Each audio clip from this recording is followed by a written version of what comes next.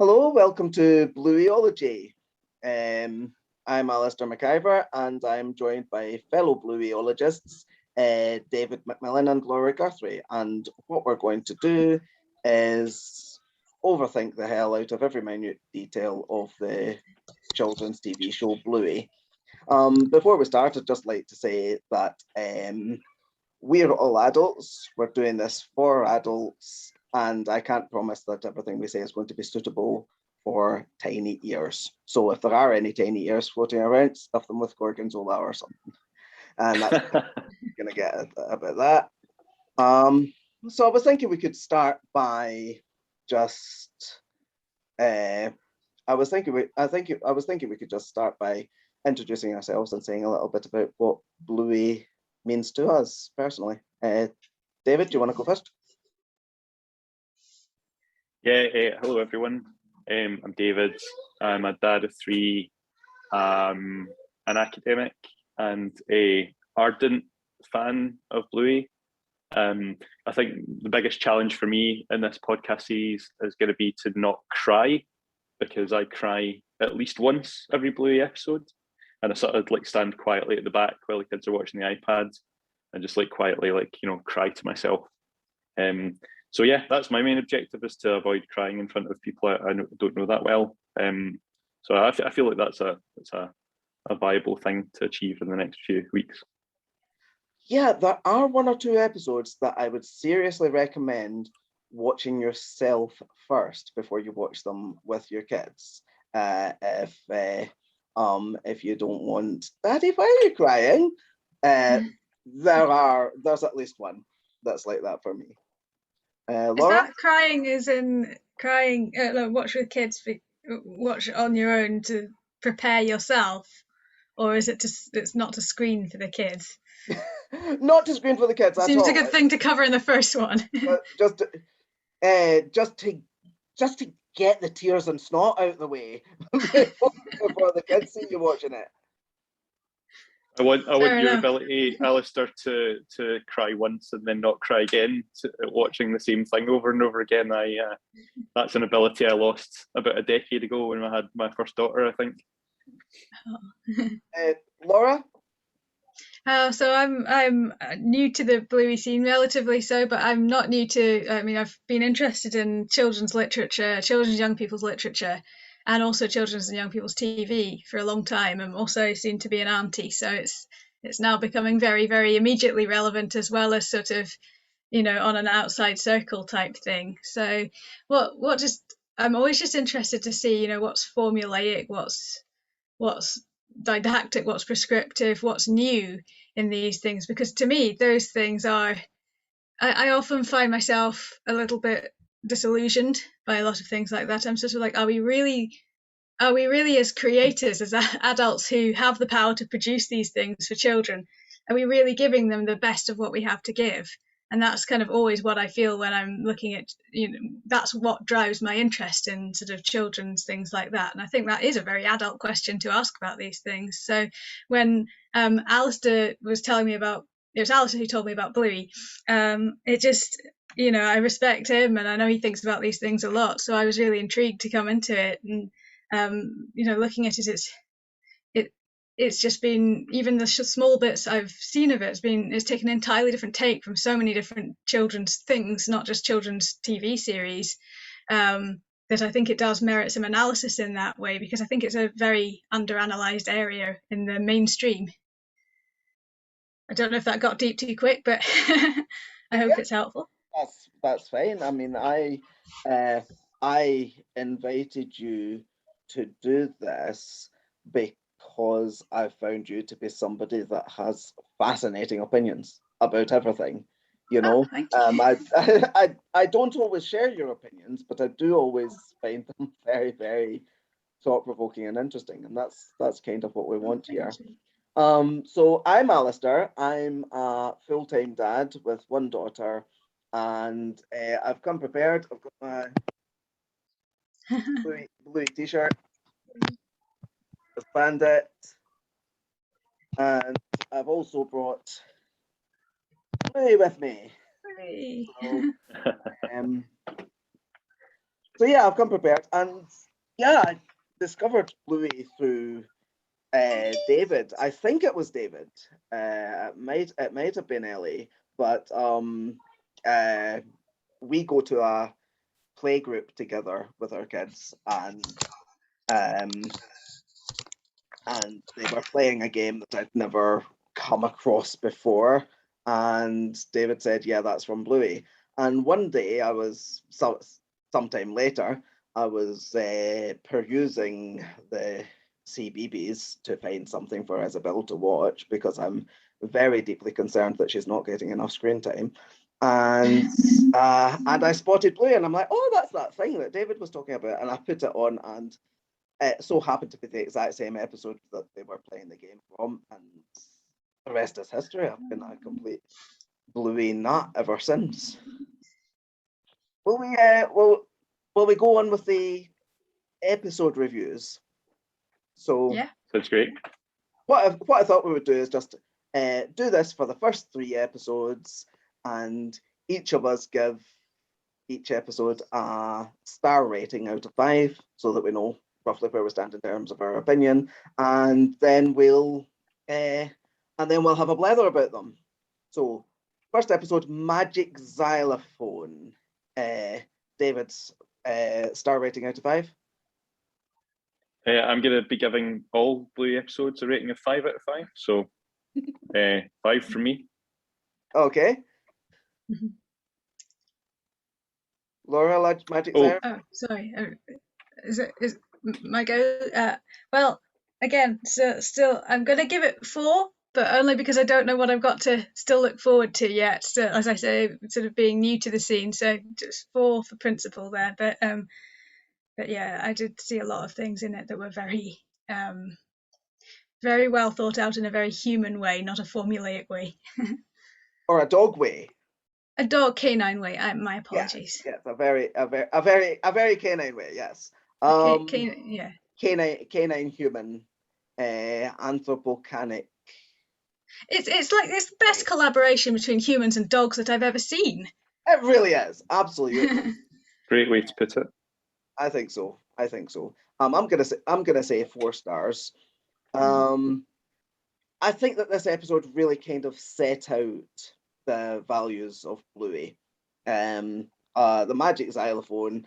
What happens is that the kids find a magic xylophone and they ding it, and when they ding it, whoever hears the ding has to freeze, and they basically have some fun with their dad with freezing him with the magic xylophone. And what I like about this one is the most important line is when the mum, Chili, is going off to work.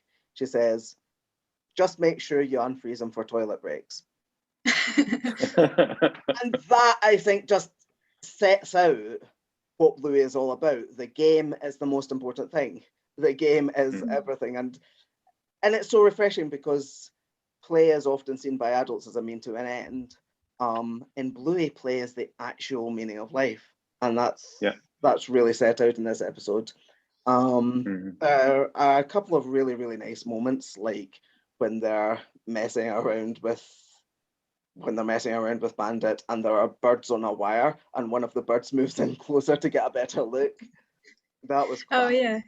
And the dogs walking past as well with the pram. Yeah, and just kind of keeps walking. The dad's out at the front of the garden and just looks and then walks on very fast. Because they don't just freeze Bandit, they freeze him and then they draw all over his face and put clothes on him, watering him with a hose.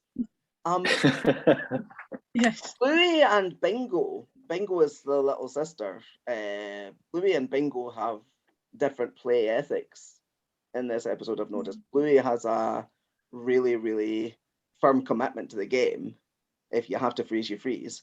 But there's one bit where Bandit gets a hold of the magic xylophone and dings it at Bingo, and Bingo just runs off, and Bluey is standing there frozen. So it's like, Bluey is absolutely committed to the rules of the game. Bingo, not so much. And that seems to annoy Bluey a bit at times. It does. It does. And there's a wonderful Bingoism. You always never take turns with me. I just love the way Oh she my uses God. language, and What a profound insight that is on sibling yeah. relationships. But what's interesting about it as well, I think, is, I mean, I'm the older child, although I'm also probably the less I'm probably the less prudent child as well.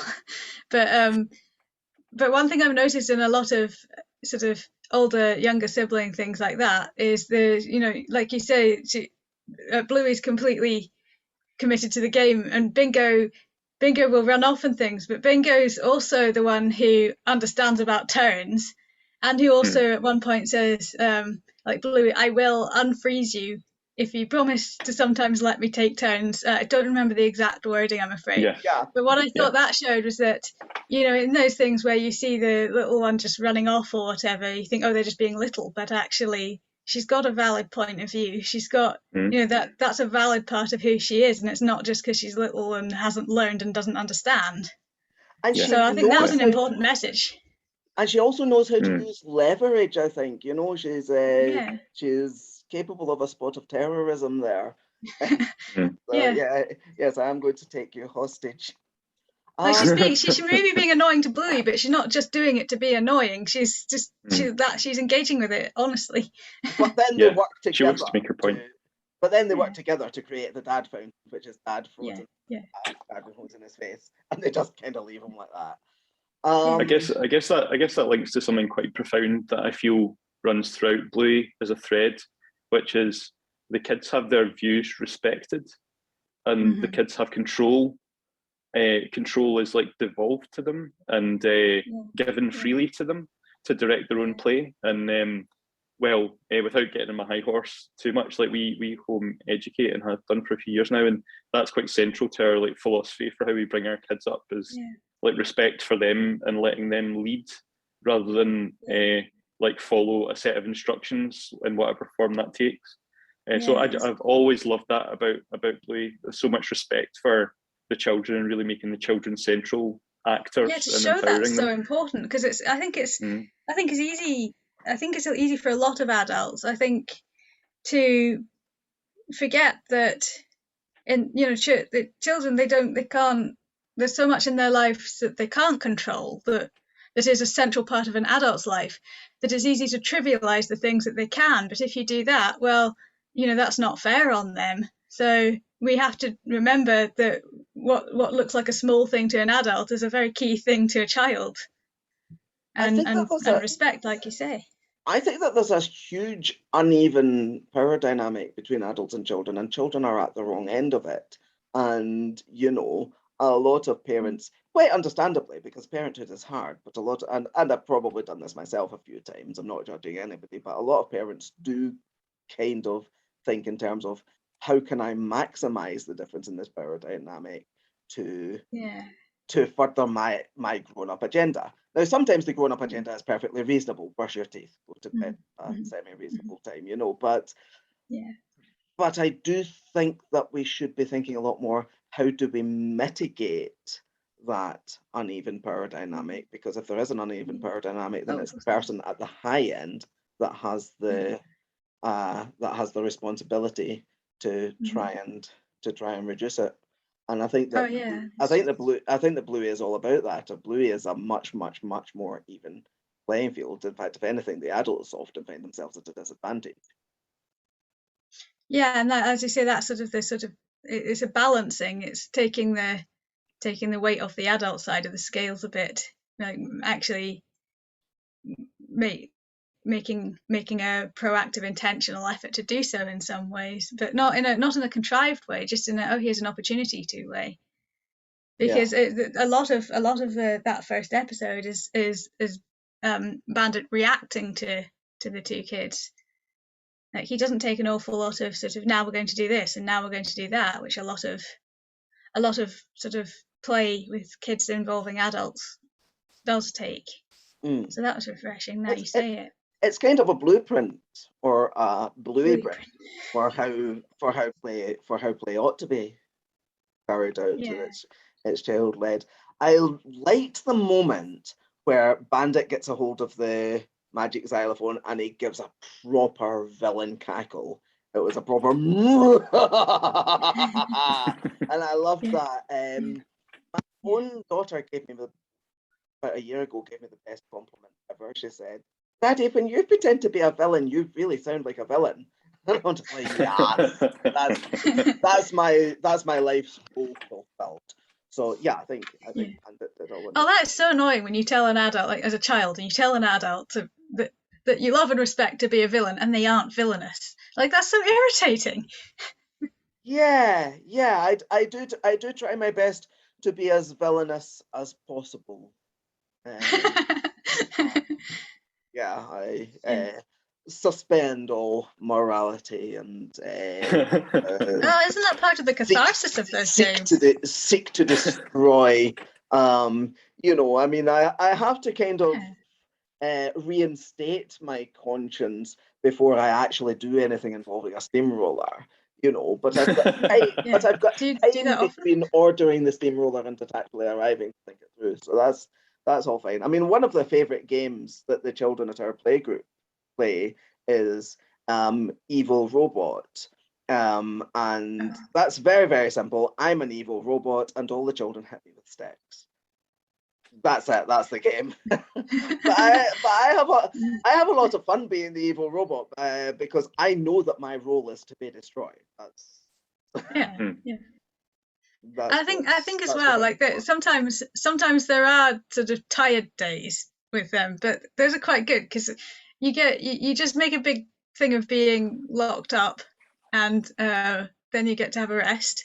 But you have to cry every now and then and say "let me out" and things, and that's actually a lot of fun. But it's also in a weird way a break too. And I wouldn't call that an ulterior motive on my part. It's just like I like the way it's sort of. You get a kind of Venn overlap of things as well, adult and children things on days like that. Shall we go into hospitals? And you get those in. Sorry, I was just going to say, like you get those more of those sorts of ones where it's kind of win-win for everyone if you let the play be a bit more spontaneous instead of trying to lead everything all the time. Shall we go into hospitals? Sound good. This one's a 5 stars from me. We've already my usual 5. Yeah. David's giving 5 to everything. Yeah. Hospitals, I think, is the first really, really funny episode. It started funny and it kept getting funnier. In hospitals, Bandit makes the mistake of saying, "I'll play with you as long as it's a game where I get to lie down and not do anything." How pertinent. Everything that happens after that is entirely his fault. And the kids decide to play hospitals, where they perform various operations on him. And I'm not sure that these children have a license to practice medicine. There seems to be a bit of violation of consent at times there in the Hippocratic terms. Yeah. Well, yes, she sneaks up and goes sting and puts them when I'm no warning or anything. Now we're going to cut you open. I think Bluey, I think Bluey was just adopting the standard kind of like stance with most like hospital consultants there with that sort of approach, to be honest. So yeah, maybe a bit of truth in there as well. Yeah, the good old days when the doctor was God. Midwives. Anyway, that's all. I like the fact that they use a party hat as an anesthetic mask, and they decide that the patient has a cat in his tummy, and no one really knows how cats get into people's tummies, but they probably build a slide and slide down into the belly button. Yes, yeah, that's the current. Educational as well. It's teaching medical facts about how cats penetrate the human body. And so I've never seen a case of a cat in a human body where that wasn't how it happened. Well, exactly, and certainly not on a children's TV show. No, that's a first too. Yeah, Um, I'd imagine that there are quite a few orifices that a cat can access, but the belly button is clearly the favorite. Yes. So there's a cat in the patient's tummy, and the doctor who is Bluey has a very kind of callous, cavalier attitude. And no, there's nothing we can do for him. I've cut him open. I've had a look inside. The cat's not coming out. But Bingo has a lot more empathy. Bingo is the nurse, and she's the one that says, "Oh, brave boy," Oh yeah. when he gets accosted. And she's the one that draws a mouse on the X-ray to try and persuade the doctor to return to the patient and get the mouse out. And there's a wonderful moment where there's a rubber octopus, which is clearly representing the patient's guts, and they're supposed to be in there, so they hammer that back into place. And it's kind of like old-fashioned slapstick, it's the kind of thing you'd expect in a kind of Three Stooges movie or something. Carry on, Doctor. And I think it just started funnier. I think it just started funny and got funnier. I think that this is one of the funniest episodes. A special shout out to. Oh, sorry, carry on.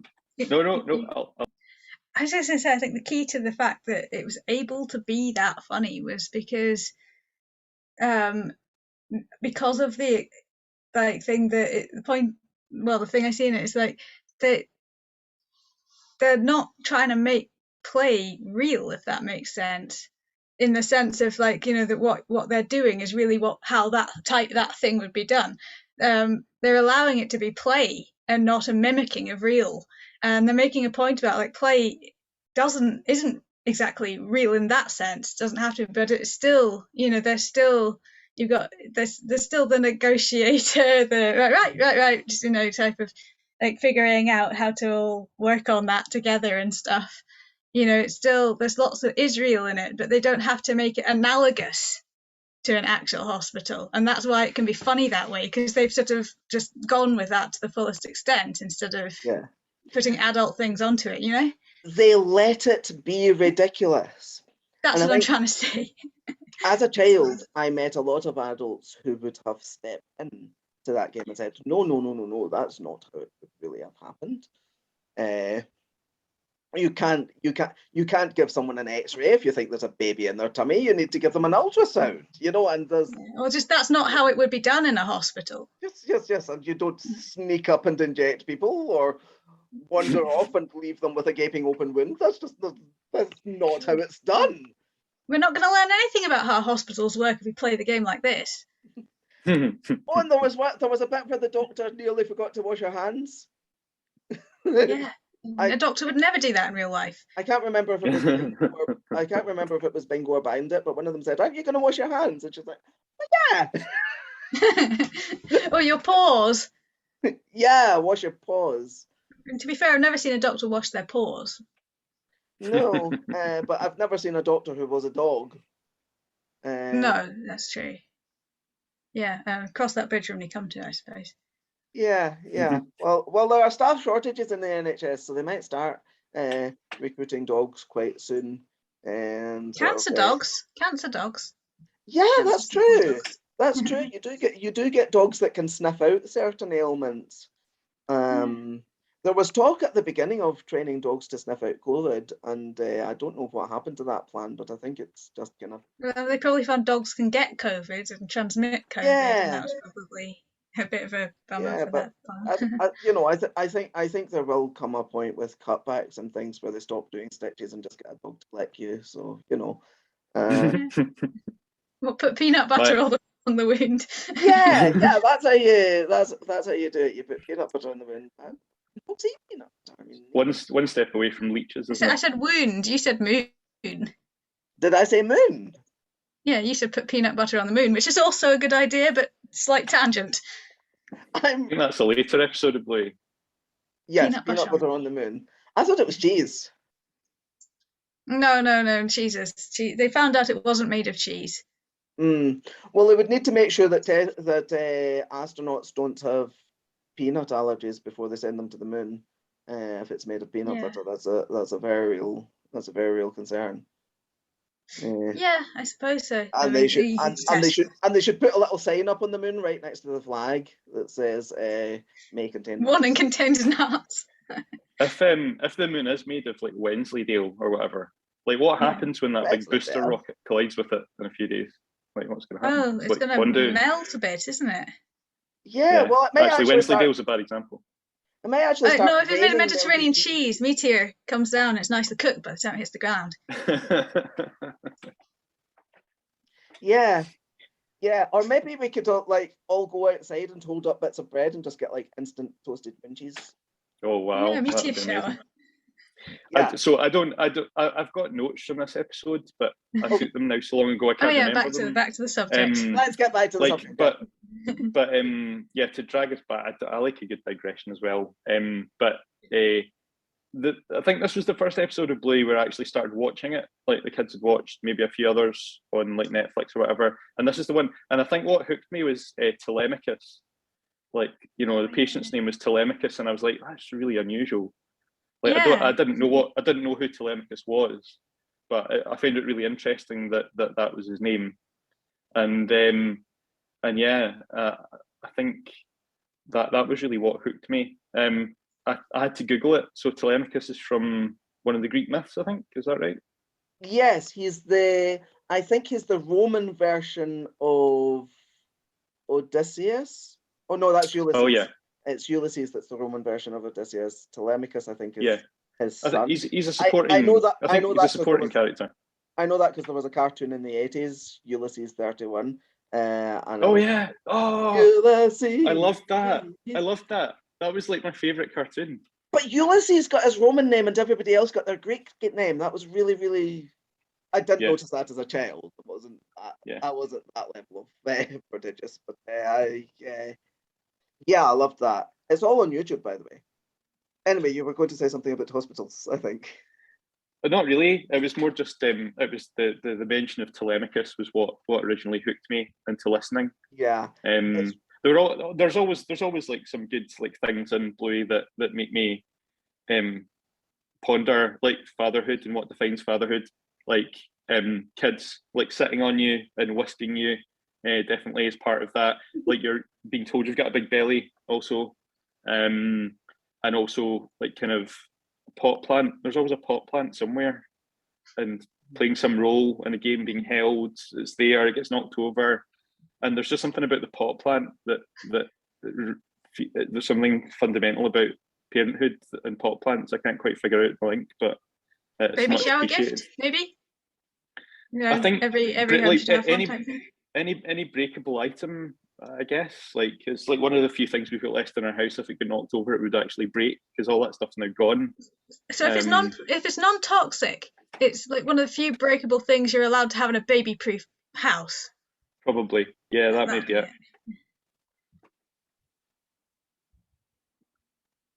Will we go on to what's the next one?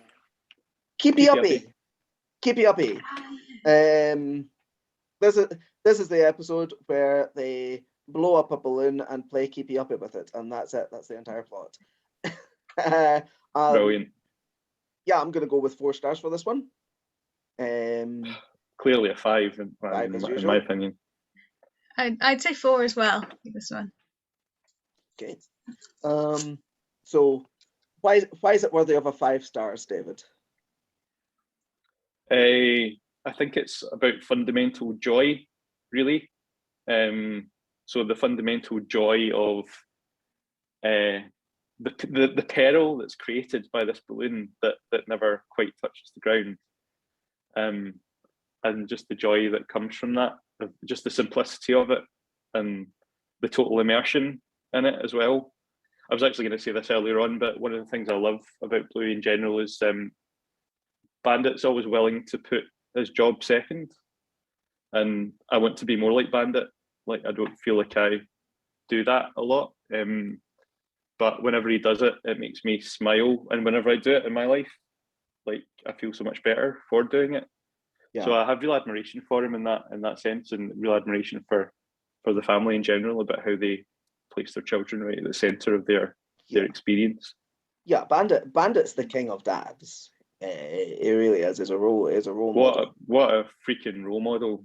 Yeah.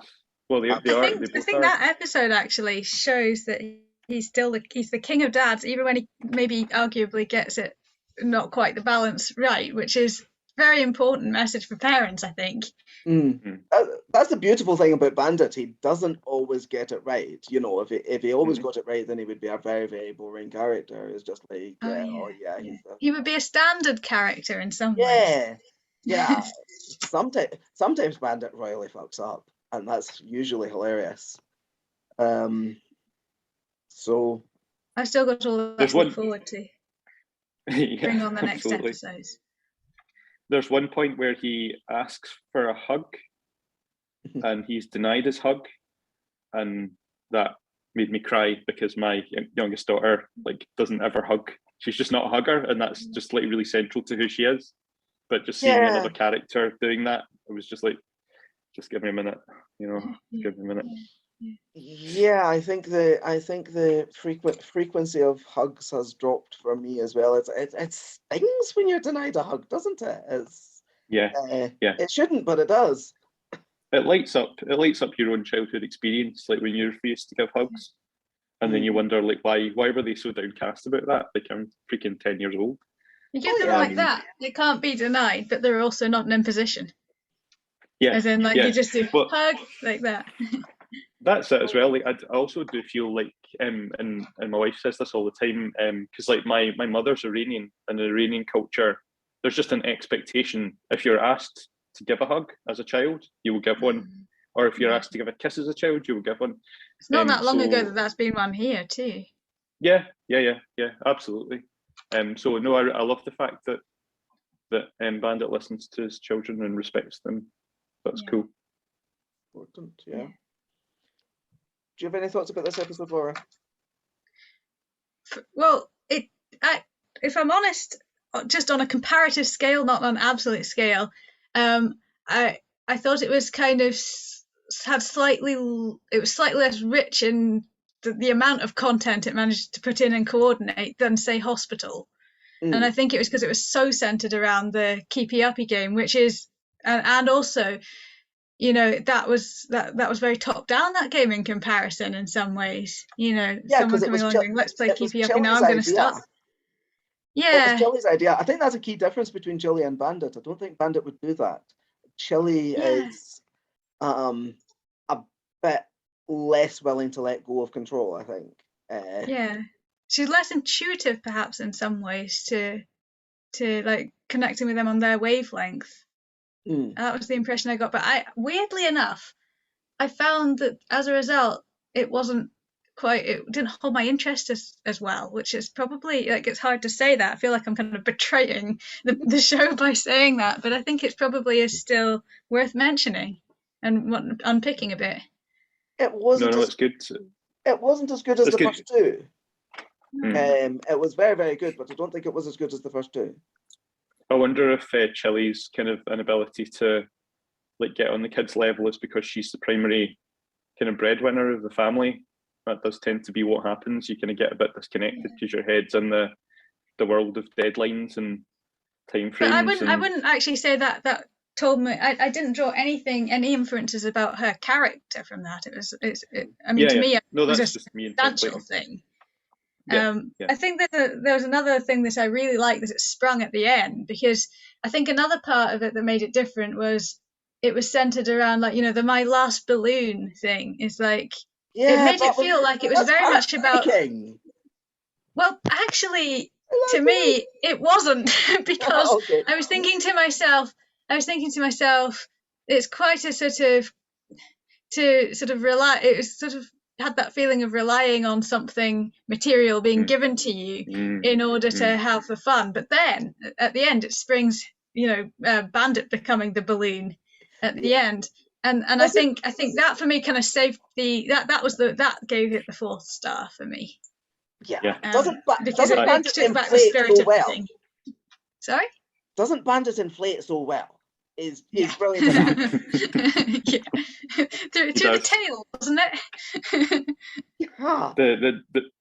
The balloon, the losing the balloon thing just reminds me of my old friend Rory, who I don't see much these days, but his daughter like had a helium filled balloon and inevitably let go of the string and it flew off, and I was there like when it happened, and she was really upset, and he said to her, but the thing is, like, just think about it, like that balloon is going to land somewhere else and going to give some other kid joy. Gonna go off Yeah. on adventures. Yeah. I thought, holy crap, like, you know. Oh, it's Jesus horrible Christ, when like, you see what it and an you know you incredible thing. can't reach it, and it's like you feel like you could take that moment back if only you had 2 more inches and now 5 and now a foot. There is an episode of Bluey later on where there's a helium balloon that escapes, but we'll get to that one. I just want to say one further thing about this episode, Keepy-Uppy. So usually there's at least one instance in Bluey where Bandit gets like some sort of minor injury, and in this injury he pulls his hamstring, and like I've pulled my hamstring so many times since becoming a father, like stretching for things, or like, you know, like I remember one time I had a baby in a hand and I was trying to get a nappy, and I like pulled my thumb in some weird angle, and it just hurt really badly for like weeks afterwards. And I was like, didn't know were possible. oh my god, like it's just it's such a small observation that's missing from everything else. Nobody ever told me, like, before becoming a dad, oh, by the way, watch out for the minor injuries. Like, do you know what I mean? Like my freaking calf, like, honestly, like, I mean, it is because I'm 41 as well, but and I don't exercise properly, but you know, like many of my injuries are child related. Like I tore my calf last summer sprinting after my kids playing tag with them in a country park. Yeah, it was. You're not allowed to have injuries. You're needed all the time. Yes. Yep. Yes, you weakling. I didn't mean it like that, Alistair. It was actually Lucky's dad that pulled the hamstring. Oh, was it Lucky? Sorry. It was Lucky's dad. This was the first appearance of Lucky's dad, who needs a big shout out because he just goes along with whatever madness is going on.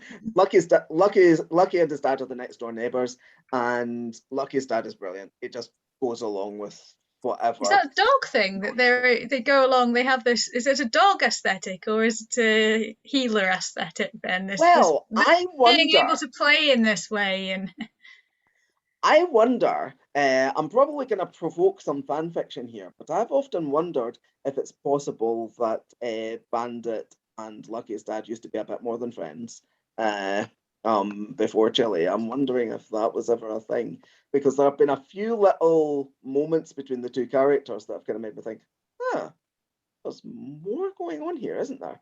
So that's just something I've wondered. The dogs are a lot more sensory that way as well. Yeah. With each other. I've lost sound for you, Alistair. Oh, sorry. There you go. I will try and adjust myself. My laptop is completely falling apart. I tried to plug a microphone into it. I couldn't get it to work. So it's one of the endearing flaws of this whole thing. One question I have about this episode. Is Australian grass unusually sharp? It's dry. I did that too. I have never. It's really dry. Dry. Yeah, I have never known grass to burst a balloon. I've never seen that. Yeah, that happens in like Mediterranean countries, like Greece and Italy and stuff. Yeah. Is it the hot water coming off it or something?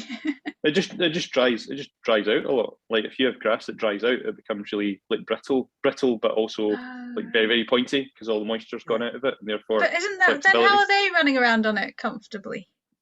Yeah, because they have bare feet. The dogs. Are they in bare feet? I don't know. And the grass and the grass looks very green. You know, it's not gonna yellow. Oh, right, okay. Maybe they've got a fake lawn. That might possibly do it. But then again, still, you'd think that their feet they would be more uncomfortable themselves too. I'm feeling a Facebook Aussie Friends poll coming. Yeah, definitely. They can help us. We'll let us know the result next time. I have family in Australia. I could just ask them to try putting a balloon on the grass and see what happens. Yeah. Oh, that's a good experiment. I was also going to say, obviously, our legions of like Australian followers who will immediately acquire will be telling us the answer to that as well. I'm sure they will. Yeah. Shout out to those people. The Bluey totally Balloon will Challenge, YouTube viral thing. Oh yeah, Bluey Balloon Challenge. well, we all at least the three of us now have to do it. That's clear. Yeah, well, Yes. we have to make a No, balloon I've got a into something phobia of balloons, flat. especially like I just go Have you? completely. Yeah, I just go really silly around. Like, McDonald's, you know, they've got those balloons out, and I mean, that's the one time when I don't condone free play, because it's dangerous. They might bang, and then I'll get a fright. Oh, it's the sound that you're worried about. Yeah. Yeah, or it's the prospect of the sound as well. It's not just the sound, because if Yeah. it bangs and I didn't see it was there, it's not actually that loud. It gives me a fright. Don't mind. But if it's there and it doesn't bang, it still makes me frightened. So it's the prospect. Well, So I you think- do the balloon challenge as Okay. long as you we'll wouldn't do be the balloon terrified by challenge. it. You can also make a noise with the balloon by blowing it up and then pulling its neck, and it kind of goes.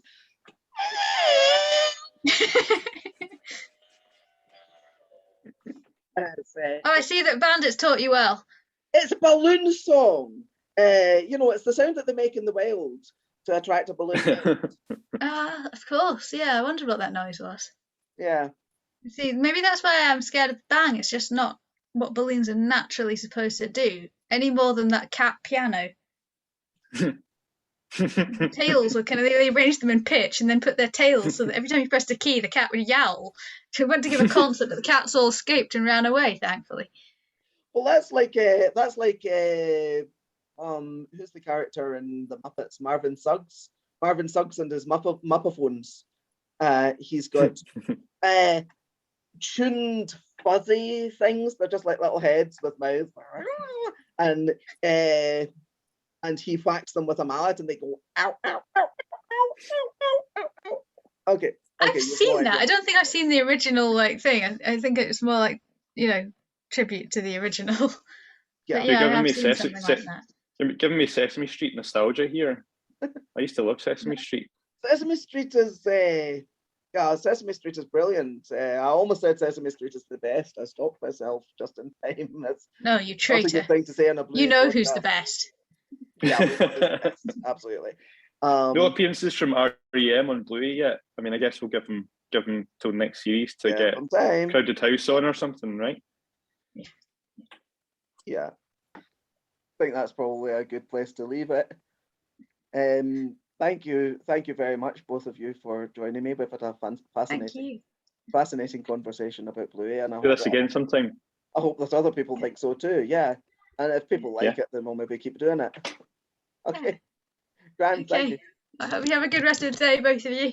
Bye. Yeah, take care, folks. Thanks.